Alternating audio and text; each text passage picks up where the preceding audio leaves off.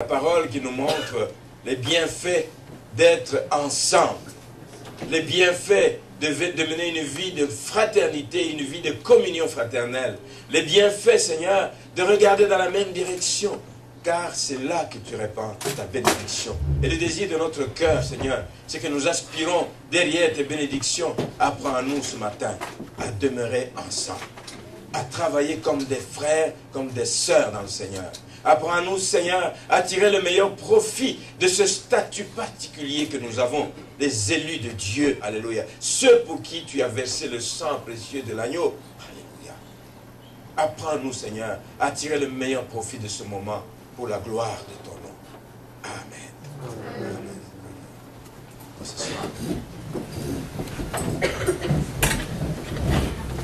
Alors vous pensez bien que c'est à dessein que j'ai choisi le psaume 133 en cette journée où nous nous retrouvons ensemble pour passer un moment de communion, pour passer ensemble ce temps de fête, parce que, comme je l'ai dit dimanche dernier, nous sommes une famille. Amen. Nous sommes une famille. Avis à ceux qui ne le savaient pas. Nous sommes une famille. Amen. Et permettez-moi donc de revenir une fois encore sur l'importance de l'unité dans la famille chrétienne. L'importance de l'unité dans l'Église, c'est capital, parce que c'est là que Dieu répand sa bénédiction. S'il n'y a pas d'unité, Dieu est absent. Mais quand il y a unité, Dieu est présent. Dieu se réjouit de ce que nous faisons, et Dieu étend ta main, Dieu jette son regard favorable sur nous, Dieu répand sa grâce et sa bénédiction là où il y a unité. Laissez-moi aussi vous dire que Dieu attache une place très importante. Dieu attache une grande valeur sur l'unité de l'Église. C'est pour l'Église qu'il a sacrifié Jésus-Christ. C'est pour que l'Église soit forte que Jésus est mort sur la croix. Amen. Amen. C'est pour l'Église. Dieu a payé le prix cher pour qu'il y ait l'unité dans l'Église du Seigneur. Je reviens sur ce qu'on a partagé dimanche dernier. Vous vous rappelez qu'on a parlé de l'histoire de Joseph. Nous avons longuement parlé de l'importance de l'harmonie qui doit exister dans les familles biologiques, dans l'Église également. Mais nous avions davantage mis un accent sur l'importance de l'harmonie dans nos familles. On a tiré pas mal de leçons. Je vais vous rappeler quelques-unes de ces leçons de la vie de Joseph. Quand nous avons lu le chapitre 45 de Genèse, et nous avons vu le prix qu'il a payé pour arriver à la réconciliation avec ses frères. Ça veut dire que l'unité, ce n'est pas quelque chose qui tombe du ciel. L'unité, l'harmonie, c'est quelque chose sur lequel toi et moi, nous devons travailler. Amen. Dieu le veut, mais Dieu s'attend que cette unité soit réelle si les hommes et les femmes, des frères et des sœurs réunis ensemble travaillent pour cette réconciliation et le rapprochement. Nous avons vu qu'il y avait une importance à donner à la priorité de sa famille. Nous avons parlé dimanche dernier des moments d'intimité qui sont importants dans la famille. Il y a des choses qu'on ne peut se dire qu'en famille, en intimité, pas devant tout le monde. C'est ce que Joseph a fait. Il a dit à tout son monde qu'il entoure habituellement, en tant que gouverneur, il dit, sortez, laissez-moi avec ma famille. Nous avons des choses à nous dire en famille. C'est important. Le message passe beaucoup mieux à ce moment-là. Nous avons vu l'importance du rapprochement. Nous avons vu l'importance de la maturité dans le langage que nous utilisons. Quand nous parlons même en famille, a fortiori entre enfants de Dieu, nous devons avoir la maturité, savoir soigner le langage que nous utilisons les uns envers les autres. Et tout ça, quand nous les mettons ensemble, alors nous pouvons faire un pas qui est toujours difficile à faire, c'est le pas du pardon. Les étapes antérieures coûtent. Les étapes antérieures ne sont pas toujours faciles, mais ça nous amène à avoir le pardon dans la famille. Et aujourd'hui, nous voyons le psaume 133 que nous venons de lire, qui nous donne une belle description de l'impact que l'unité doit avoir dans une église. Nous le voyons et nous allons en parler un petit peu. Le psaume 133 a été écrit par David. Vous connaissez tous l'histoire de David. C'est un homme qui a vécu, qui a connu la division, qui a payé le prix de la division, à qui la division a coûté cher dans sa famille. Vous le savez combien il a eu des différends avec ses enfants. Vous savez combien il y a eu des différends entre ses propres enfants. Amnon qui a été tué par son frère Absalom, vous le savez. Vous savez comment le même Absalom voulait hériter, voulait arracher la place de son père. David, quand il parle de l'importance de l'unité, il sait ce que ça coûte. Il sait combien c'est important. Il sait combien ça peut faire mal lorsque l'unité manque. David a vécu ces choses difficiles. Le conflit entre ses enfants ne s'est pas arrêté là. Même quand, à la veille de sa mort, lorsqu'il avait désigné Salomon pour lui succéder, mais son frère Adonijah voulait, non, c'est moi qui vais prendre la place. Il a monté comme une armée pour une complicité avec d'autres personnes pour arracher la place de Salomon. C'est un homme qui a vécu la division dans sa famille. Et donc quand il parle de l'importance de l'unité, il comprend ce que c'est l'unité, il comprend combien l'unité est importante dans la vie des enfants de Dieu. Amen. Et donc c'est quelqu'un qui a une voix autorisée, comme on dirait. Quand il dit quelque chose, on peut l'écouter, et on peut l'écouter avec beaucoup d'attention, parce que ce qu'il dit, il l'a vécu, il en a payé le prix, et il voudrait qu'aucun d'entre nous puisse vivre ces divisions et des choses comme celle-là. Alors, le psaume 133 fait donc l'éloge de l'unité. Chaque fois que vous penserez à ça, allez lire le psaume 133, allez voir l'éloge qu'il fait de l'unité, allez voir les bienfaits qui se dégagent. Et il y a deux grandes vérités qui se dégagent de ce psaume 133. D'abord, il dit, il est agréable, il est doux de demeurer ensemble. Il ne s'arrête pas là, mais il ajoute, et c'est ça qui est important pour moi ce matin, c'est quand on est des frères et des sœurs. Souvent nous disons, ah, qu'il est doux, bon et doux de demeurer ensemble. Non, il manque quelque chose d'important. Il manque là-dedans quelque chose de capital. Le mot clé, le mot capital dans ce verset, c'est frère. Qu'il est bon et doux pour des frères, pas pour tout le monde. C'est jamais bon et doux de demeurer avec des gens avec qui tu ne t'entends pas. C'est jamais bon et doux de demeurer avec des gens avec qui tu n'as aucune affinité. C'est pas bon, c'est pas doux. Mais il est bon et il est agréable et il est doux pour des frères. Amen. Sommes-nous frères et sœurs dans le Seigneur? Amen. Alors il devrait être bon et agréable et même doux de demeurer ensemble. La notion de frère ici, je vais un petit peu m'y attarder. La notion de frère, ce n'est pas mon frère de sang, ce n'est pas mon frère biologique, ce n'est pas mon frère avec qui nous venons de la même région. Nous sommes tous de Joliette, nous sommes tous de Repentigny, nous sommes tous de Lanaudier. Non, ce n'est pas dans ce sens. Il s'agit des frères pour qui Jésus a versé son sang. Amen. Amen. Amen. Ceux pour qui Jésus a versé son sang. Vous savez qu'il y a des difficultés entre les frères biologiques. Voulez-vous que je vous en parle? Je viens de vous donner l'exemple des enfants de David. Il y en a même qui se sont tués. Nous avons parlé dès l'origine, depuis que le péché est entré dans le monde. Nous avons parlé la fois passée de Joseph et les différends qu'il a eu avec ses frères. Mais même avant Joseph, il y a eu d'autres problèmes. Regardez, au lendemain du péché, Caïn et Abel. Merci, je n'ai pas besoin de citer. Quand le péché est entré, alors que les frères et les sœurs biologiques devaient vivre en harmonie, mais le péché est venu tout casser. Amen. Au lendemain du péché d'Adam et Ève, premier meurtre officiel. Premier meurtre dans l'histoire de l'humanité, Caïn et Abel. Caïn qui tue son frère Abel. Et quand Dieu lui demande des comptes, qu'est-ce qu'il répond? Suis-je le gardien de mon frère? Bien-aimé, quand on en arrive là, on est gardien de son frère, on est gardien de sa sœur, biologique surtout. Vous avez le même sang, Dieu vous a mis ensemble pour que vous puissiez grandir, travailler, vous réjouir ensemble. Il dit, suis-je le gardien de mon frère? Quand le péché est là, des mots comme ça vont sortir de notre bouche. Je ne suis pas responsable. Et je n'aime pas beaucoup, j'en parle ici, excusez-moi de le répéter, je n'aime pas beaucoup entendre, ce n'est pas de mes affaires. Ce mot-là me dérange beaucoup quand je l'entends de la bouche des enfants de Dieu. C'est de tes affaires. Quand un frère, quand une sœur n'est pas à l'église. C'est de tes affaires. Quand un frère, quand une sœur tombe dans le péché. C'est de tes affaires. Quand un frère, quand une sœur ne suit pas le mouvement de l'église. C'est de tes affaires. Je ne te dis pas d'aller le chicoter. Mais tu peux au moins prier pour lui. Tu peux l'exhorter au moins. Amen. C'est de tes affaires.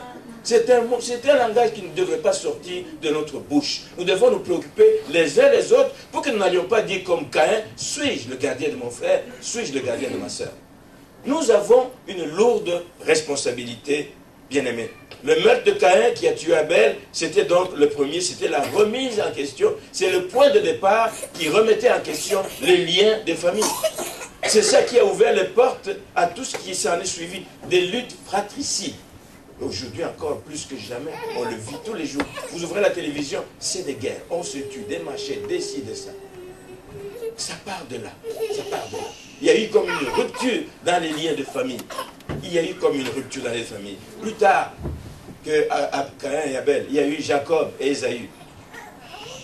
Ils se sont pourchassés, l'un voulant tuer l'autre à cause de quoi? À cause du fait qu'on avait volé les droits d'aînesse de l'autre. On a vu aussi ce conflit entre Joseph, mais Dieu merci que ces deux derniers conflits ont bien fini, ils ont fini par se réconcilier. Même si ça a pris des années, même pour Joseph ça a pris des années, même pour Jacob et Ésaü ça a pris des années, mais ils ont fini par se réconcilier. Heureusement, l'harmonie est revenue dans la famille. Mais nous sommes des frères, comme je dis, des frères pas à cause du lien du sang de notre père ou de notre mère, mais pas à cause du fait que nous appartenons juste dans la même assemblée. Ça serait comme un club à ce moment. Ce n'est pas un club. Mais nous sommes frères et sœurs parce que nous avons le même Père céleste. Une parenthèse que je vais ouvrir ici. Nous avons un même Père céleste. Il y a des gens qui disent « Dieu est mon Père ». Non. Dieu est le créateur de tous. Mais il n'est pas le Père de tous. Saviez-vous ça? Dieu n'est pas le Père de tous. Dieu est le Père de ceux qui ont accepté son Fils Jésus-Christ comme Seigneur et Sauveur. Le jour où tu as donné ta vie au Seigneur, là tu deviens enfant de Dieu. La Bible le dit. À tous ceux qui l'ont reçu, il a donné le pouvoir de devenir. Ça veut dire qu'on devient enfant de Dieu. Nous sommes frères. Nous pouvons appeler frères et sœurs dans le Seigneur ce matin parce que nous avons accepté Jésus dans notre vie. Et s'il y a quelqu'un ce matin qui n'a pas encore accepté Jésus dans sa vie, nous lui donnerons l'occasion à la fin de ce culte de venir et de confesser que le Seigneur est le Dieu de gloire et qu'il puisse lui aussi faire partie de cette famille. Que nous puissions nous appeler frères et sœurs. Donc, les frères dont il est question ici, ceux pour qui il est doux et il est agréable de demeurer ensemble, c'est ceux qui ont le même Père céleste. C'est ceux qui ont cru en Jésus-Christ. C'est ceux qui ont le même appel dans leur vie. Nous ne sommes pas seulement appelés enfants de Dieu pour nous asseoir sur nos lauriers. Nous ne sommes pas seulement appelés enfants de Dieu pour dire, ben oui, mon nom est inscrit dans le livre de vie, point final, le reste ne me demandait rien. Mais il y a un appel qui est sur notre vie. Nous sommes appelés à être les continuateurs de l'œuvre de Jésus-Christ. Nous avons un même appel que celui de Aaron, qui était un souverain sacrificateur. Nous sommes une nation sainte. Nous sommes un peuple mis à part. Nous sommes une race élue, nous dit la parole de Dieu. Nous sommes des sacrificateurs aux yeux de Dieu. Voici l'appel qui est sur nos vies. Voici l'appel qui est sur nos vies. En tant que sacrificateur, c'est quoi l'appel? C'est quoi la responsabilité que nous avons? Il y en a deux. D'abord, nous avons un appel de rendre grâce à Dieu. Nous avons un appel de nous adresser à Dieu en faveur de ceux qui se meurent dans l'ignorance, en faveur de ceux qui se meurent dans le péché, en faveur de ceux qui ne connaissent pas Christ. Voici le premier appel qui est sur notre vie. Le même appel que le souverain sacrificateur. Présenter le peuple devant Dieu. Présenter les requêtes du peuple devant Dieu. Voici l'appel qui est sur notre vie. On ne peut pas y échapper. Tu ne peux pas dire, je prie pour moi, je prie pour ma famille. L'appel que tu as sur ta vie, dès lors que tu es appelé sacrificateur, c'est comme ça que Dieu nous voit. Dieu nous voit comme des sacrificateurs. Et les sacrificateurs, leur rôle, vous le savez, c'était quoi? Les souverains sacrificateurs, c'était d'aller dans les lieux très saints. Personne d'autre ne pouvait y aller. Il fallait qu'il soit souverain sacrificateur pour aller dans les lieux saints. C'était un endroit où pas n'importe qui osait s'aventurer et aller parce que tu y vas alors que tu n'y as pas droit, tu tombes raide mort et tu meurs. Donc nous sommes appelés à aller dans les lieux saints. Nous n'avons plus besoin de passer par le voile, nous n'avons plus besoin de l'autorisation. Le voile a été déchiré quand Christ est mort à la croix. Nous avons un accès libre. mais nous sommes appelés à y aller en faveur du peuple. Voici le premier aspect de l'appel qui pèse sur la vie de nous, les frères et les sœurs dans le Seigneur. Nous sommes aussi appelés à être des intermédiaires entre Dieu et son peuple. Dieu peut nous révéler des choses pour que nous allions lui dire à son peuple.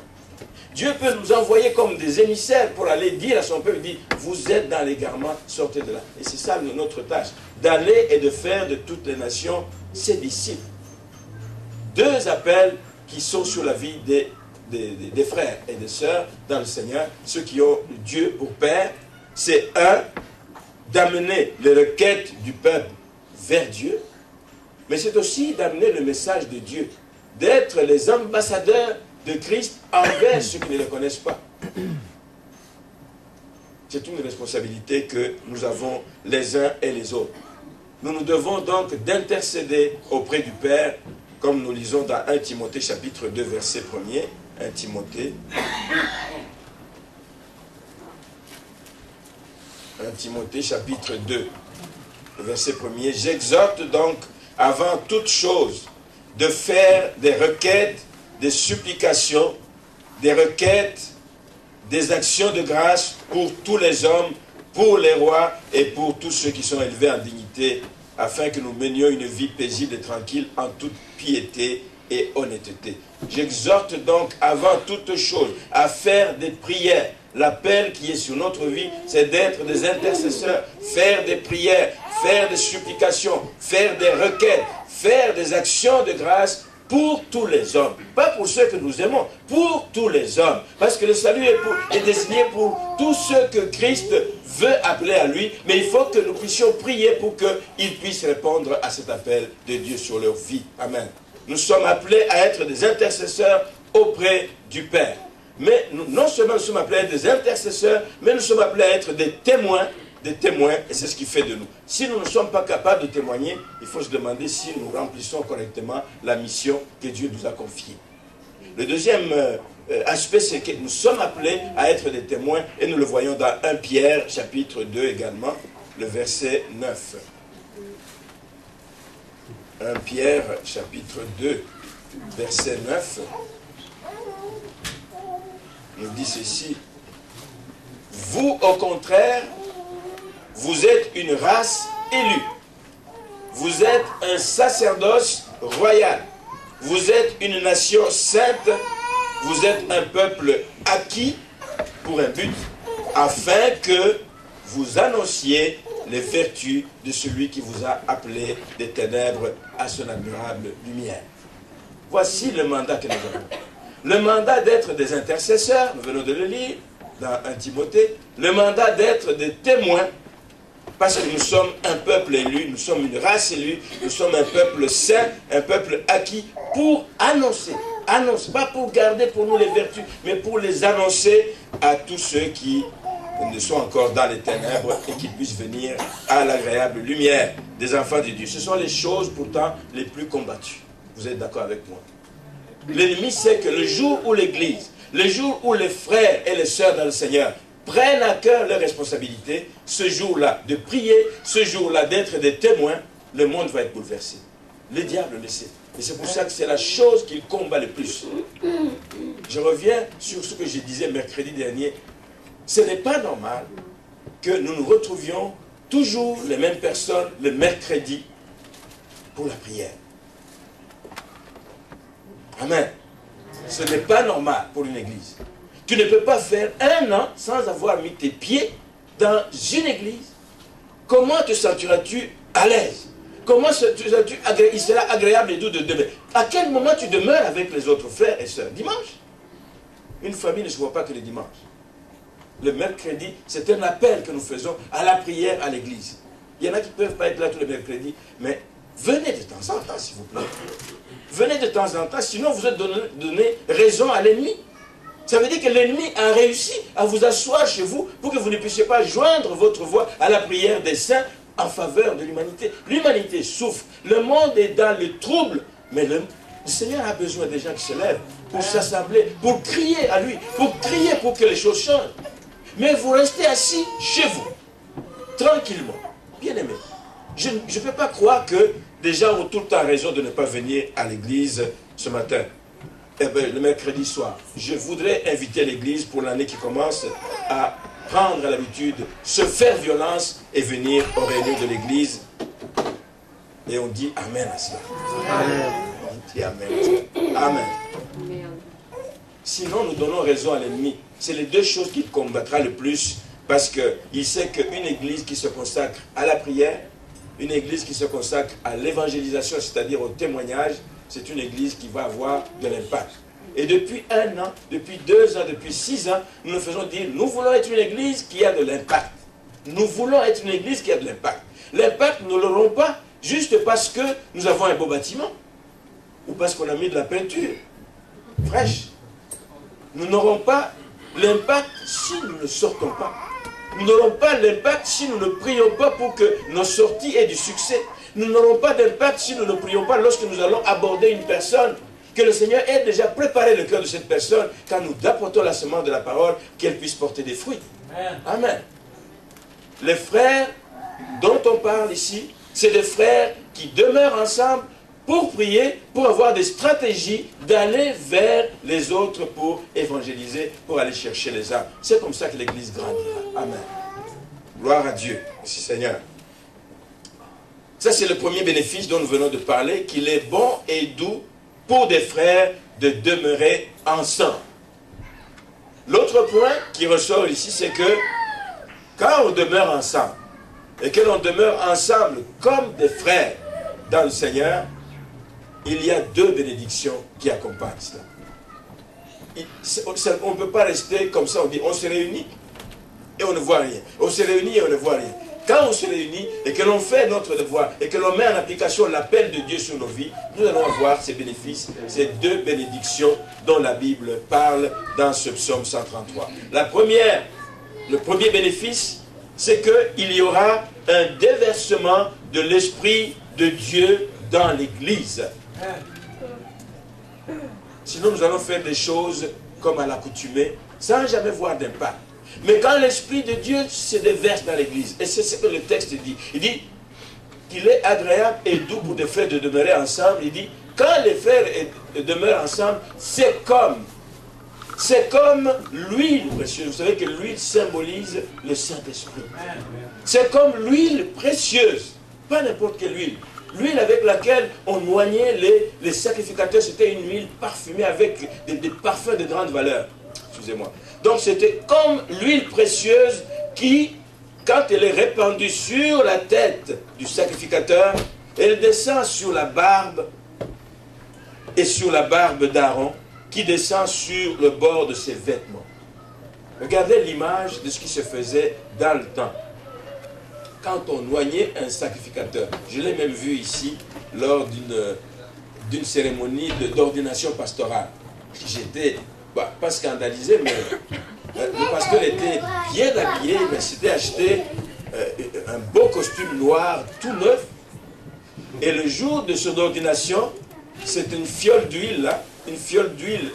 On a vraiment versé sur sa tête, versé sur ça coulait, exactement cette image, ça coulait partout. S'il avait la barbe, ça imbibait toute la barbe, mais c'est descendu jusque dans ses beaux habits.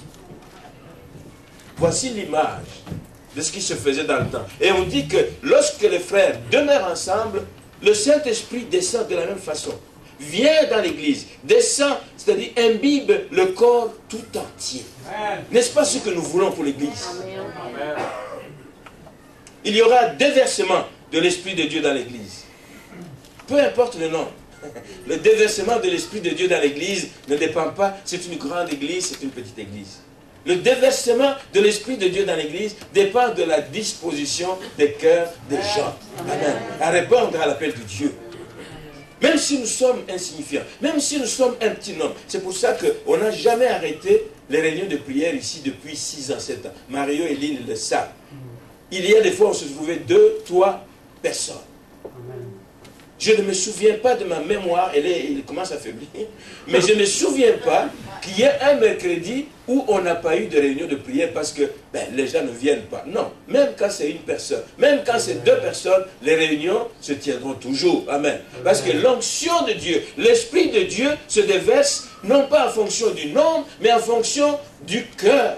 En fonction du cœur, de l'état d'esprit dans lequel vous êtes. Même si dans un culte comme celui-ci, il n'y a pas de drummer. Regardez comment c'était ce matin. Nous n'avions pas de drummer, nous n'avions pas Mario a pris la place du guitariste, mais c'était un bassiste, lui, mais nous n'avions pas. Mais l'Esprit de Dieu est venu parce que je ne sais pas ce qui s'est passé. Est-ce que c'est la couleur rouge qui a embrasé les gens ce matin? Je ne sais pas. Mais j'ai senti depuis le début du culte, il y avait la vie dans le culte. Il y avait une belle participation dans la louange. Voilà comment l'Esprit de Dieu se répand lorsqu'il voit ces cœurs qui sont disponibles. Donc, les bénéfices majeurs quand les frères et les sœurs se tiennent ensemble, d'un même cœur, regardant dans la même direction, soupirant devant Dieu, soupirant devant le roi des rois, alors il y a déversement de l'Esprit de Dieu. Comme l'huile qui coule sur la barbe d'Aaron jusque sur le bord de ses vêtements. C'est ce qui va arriver dans cette église. Notre adoration, faite dans l'unité, va dégager une odeur agréable à Dieu. Amen. Comme cette huile parfumée que l'on versait sur la tête des sacrificateurs. Et lorsque l'Esprit de Dieu descend dans une assemblée, c'est évident qu'il n'y a pas que nous qui en sommes les bénéficiaires. Même les gens qui nous visitent en sont les bénéficiaires.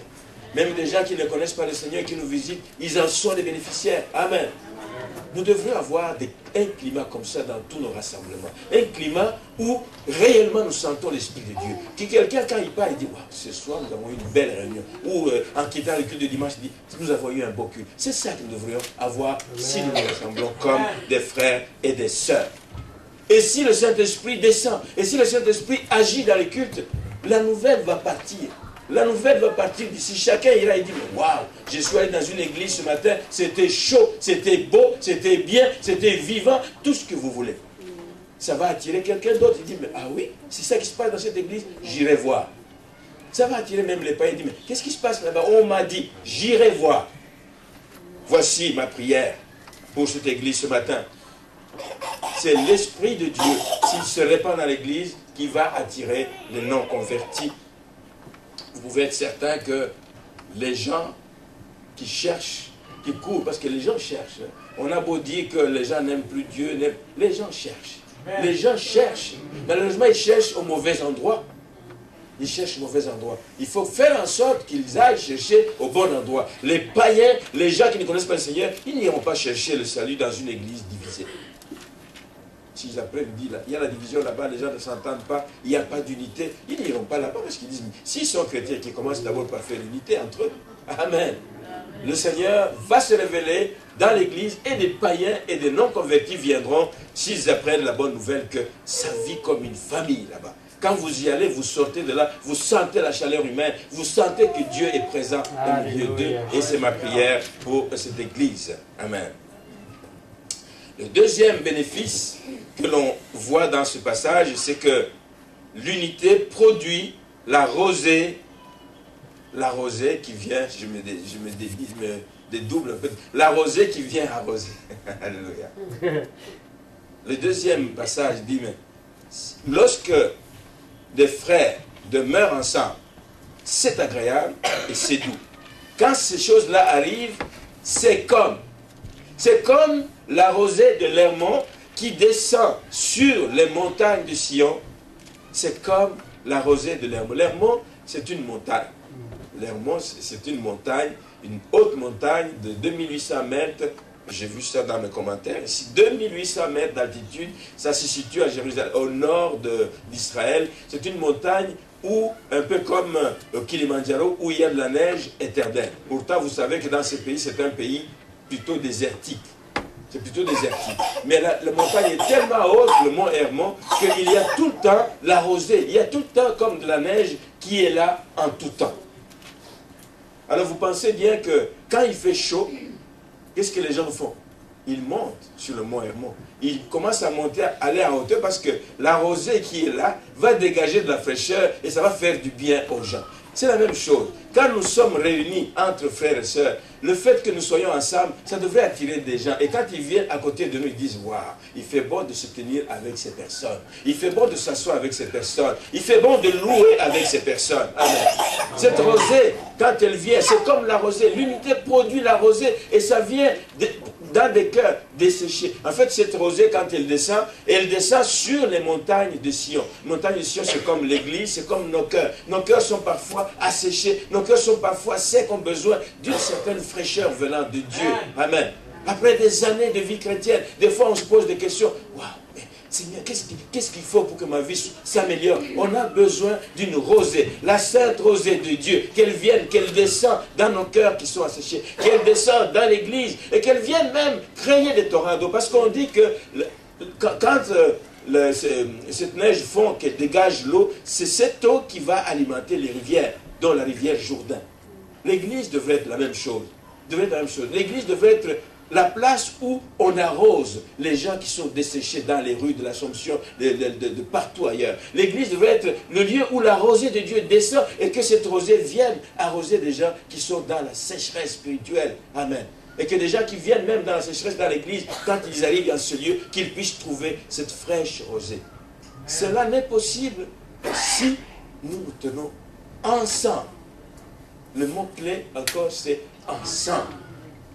Ensemble, nous ferons des exploits. Ensemble, nous apporterons des changements. Ensemble, nous allons gagner du terrain. Ensemble, nous allons avoir de l'impact. Mais individuellement, tu peux être le meilleur de tous, mais même la Bible le dit, deux valent mieux qu'un. Parce que si l'un vient à tomber, l'autre va le relever. Amen. La corde à 3 brins se rend difficilement. Nous voulons être plus que 2. Nous voulons être plusieurs. Que ce soit une corde solide. Amen. Qui va avoir de l'impact autour de nous. Amen. Donc, nous voulons aussi dégager de la fraîcheur pour des gens qui sont dans la sécheresse.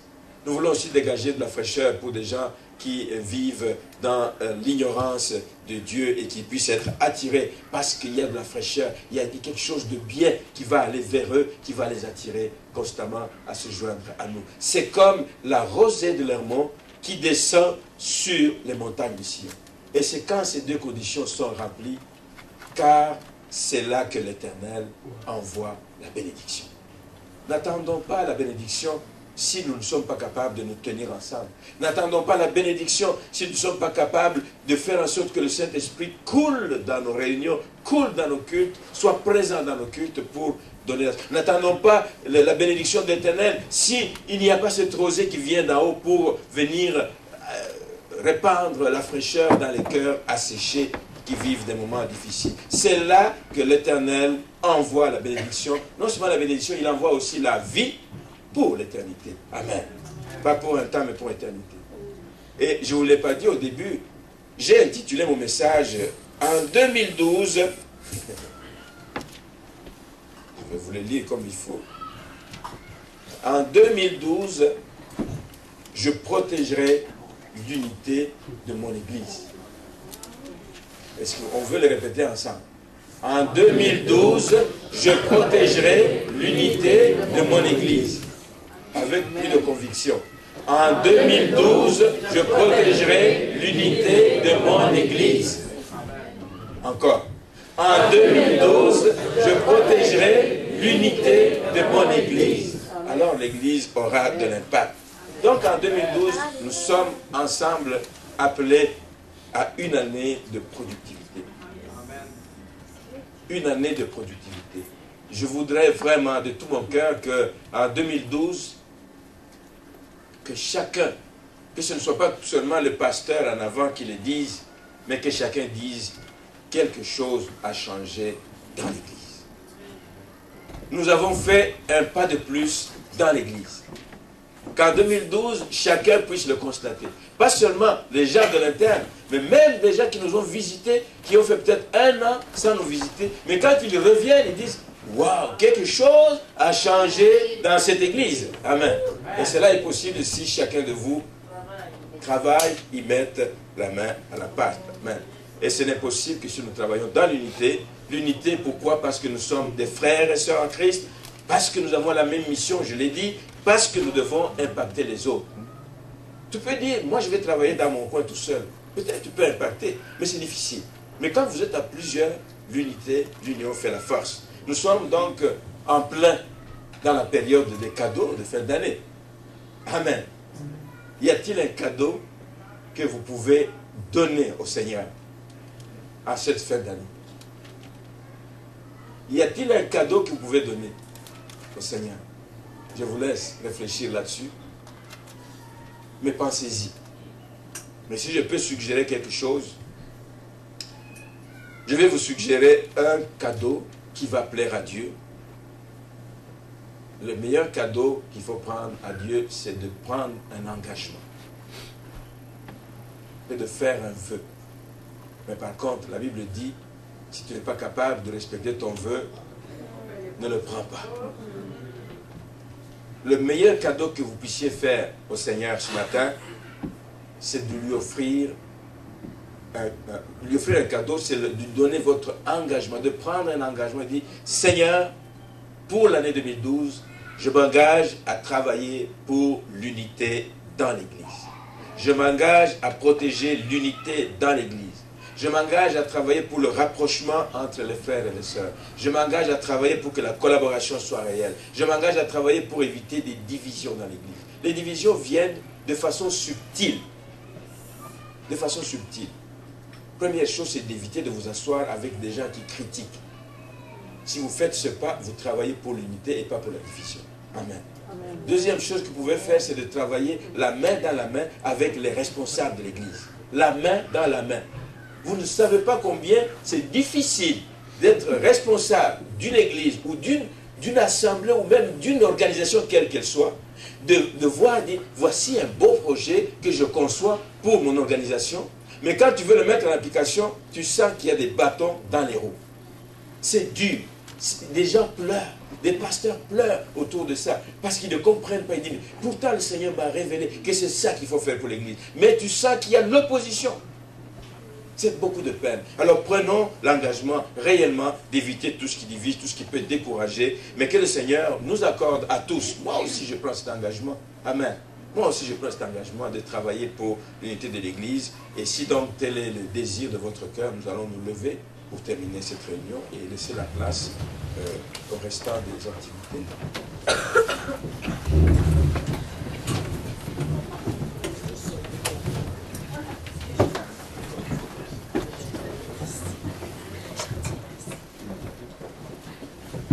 Il y a un chant, je vais me lancer.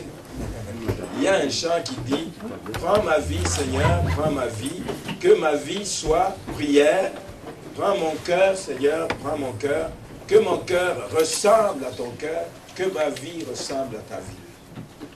Prends ma vie Seigneur, prends ma vie, que ma vie soit prière, prends mon cœur Seigneur, prends mon cœur, que mon cœur ressemble à ton cœur, que mon cœur ressemble à ton cœur. Nous allons tendre les mains en l'air et nous allons chanter ce chant. Pas juste le chanter, écoutez la première fois si vous ne connaissez pas les paroles, mais que ce soit réellement une prière que nous faisons à Dieu.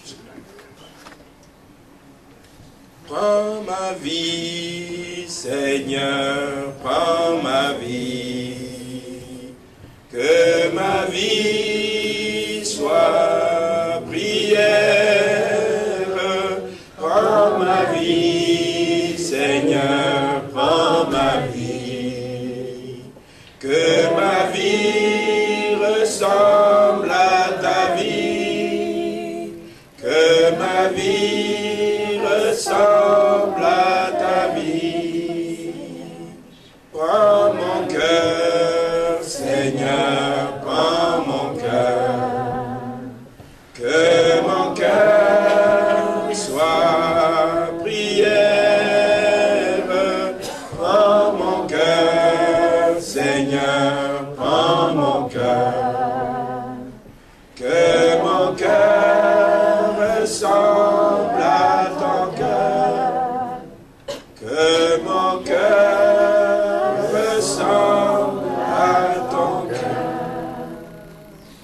Seigneur, prends nos vies. Prends nos cœurs, Seigneur. Que tout cela puisse ressembler à ton cœur et à ta vie, afin que nous puissions réellement être ce que tu veux que nous soyons. Des frères et des sœurs en Christ, des frères et des sœurs qui appartiennent au même Père, des frères et des sœurs qui ont le même appel sur leur vie, des frères et des sœurs qui comprennent la mission qui pèse sur leur vie et qui s'engagent ce matin à la mettre en pratique, à la mettre à exécution, pour que ta gloire éclate dans cette église, pour que ta gloire éclate à l'Assomption, pour que ta gloire éclate dans nos familles. Crée, Seigneur, l'unité dans l'église, parce que tu vois des cœurs qui sont assoiffés de toi, parce que tu vois des cœurs qui prennent l'engagement, Seigneur, de travailler pour que cette unité devienne réalité. Prends, Seigneur, le cœur de chaque personne qui lève les mains en l'air en signe d'abandon à toi et viens te révéler comme celui qui est capable de rassembler tes enfants dans un même cœur, d'un même cœur et dans une même famille. Seigneur, que nous puissions partir du même élan, Seigneur, et que nous puissions, Seigneur, te glorifier dans les moindres détails de nos vies. Bénis chacun de tes enfants ce matin. Bénis la suite de cette réunion. Seigneur, que ta présence, comme elle l'a été depuis le début de ce culte, soit manifeste. Laisse que cette parole, Seigneur, qui est sortie, ne sorte pas comme une autre parole, Seigneur, mais qu'elle sorte, Seigneur, pour avoir de l'impact dans la vie de ceux qui l'ont entendue. Qu'elle sorte, Seigneur, comme cette épée à double tranchant, Seigneur, pour corriger, pour instruire, pour, Seigneur, éclairer tes enfants dans les voies qu'ils auront empruntées, Seigneur. Alors que nous touchons vers la fin de l'année 2011, nous voulons te rendre également grâce pour ce que tu as permis qu'il se fasse dans cette église. Mais nous nous attendons à plus de toi, à plus de ta présence, à plus de ton action, à plus de l'Esprit Saint, Seigneur, dans les activités, dans la vie et la mort de cette église. Répands l'Esprit de Dieu sur nous, Seigneur, tous les jours de notre vie, afin que nous puissions réellement être des témoins efficaces. Que nous ne fassions pas des choses, Seigneur, dans la chair, mais que nous puissions faire des choses par ton esprit, guidé par ton esprit, inspiré par toi, Seigneur. Viens à notre secours, nous avons besoin de toi. Au nom de Jésus, nous avons ainsi prié. Amen. Amen. On acclame le Seigneur.